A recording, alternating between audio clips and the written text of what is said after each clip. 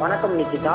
தூத்துக்குடி மாவட்டம் நேமம் கிராமத்தில் உள்ள ஜெகன்மூர்த்தியார் வீட்டில் ஏராளமான போலீசார் குவிக்கப்பட்டுள்ளனர். திருவள்ளூர் மாவட்டம் திருவாலங்காடு கிராமத்தைச் சேர்ந்த சிறுவன் ஒருவர் காதல் விவகாரத்தில் இருதரப்பு குடும்பத்தினரில் ஒரு குடும்பத்தினரால் கடத்தப்பட்டார். அந்த விவகாரத்தில் சிறுவன் கடத்தப்பட்டதில் ஜெகன்மூர்த்தியாருக்கும் தொடர்பு இருப்பதாக ஒரு தகவல் வெளியாகியது. இந்த சம்பவம் தொடர்பாக விசாரணை செய்வதற்காக திருவள்ளூர் எஸ்பி தலைமையிலான போலீஸ் படையினர் ஜெகன்மூர்த்தியார் வீட்டில் குவிக்கப்பட்டனர். அது மட்டுமின்றி ஏராளமான தடுப்பு போலீசாரும் கலவரம் ஏற்பட்டால் அதனை தடுப்பதற்காக ஏராளமான போலீசாரும் குவிக்கப்பட்டுள்ளனர். இதிலிருந்து ஜெகன்மூர்த்தியார் கைது செய்யப்பட உள்ள வாய்ப்புள்ளதாக போலீசார் தரப்பில் தெரிவிக்கப்பட்டது.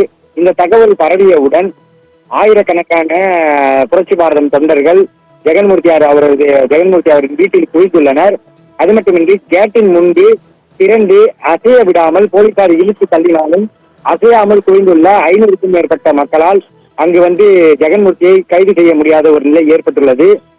தங்களை ஜெகன்மூர்த்தியை கைது செய்தால் தாங்கள் தற்கொலை செய்து கொள்வோம், சாலை மறியலில் ஈடுபடுவோம் என தொடர்ந்து மிரட்டலை அங்கிருக்கும் கட்சி தொண்டர்களும் மக்களும் விடுத்து வருகின்றனர். இதனால் அங்கு பரபரப்பான ஒரு சூழல் ஏற்பட்டுள்ளது. அது மட்டுமின்றி அவரது கட்சியை சேர்ந்த ஏராளமான வழக்கறிஞர்கள் அங்கு குவிந்து போலீசாருடன் கடும் வாக்குவாதத்தில் ஈடுபட்டு வருகின்றனர்.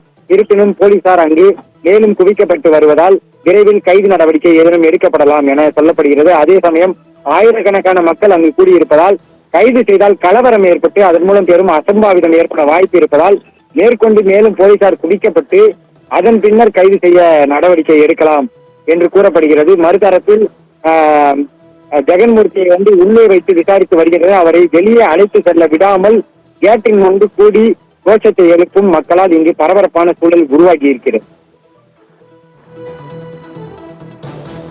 விவரங்களுக்கு நன்றி சக்தி சரவணன்.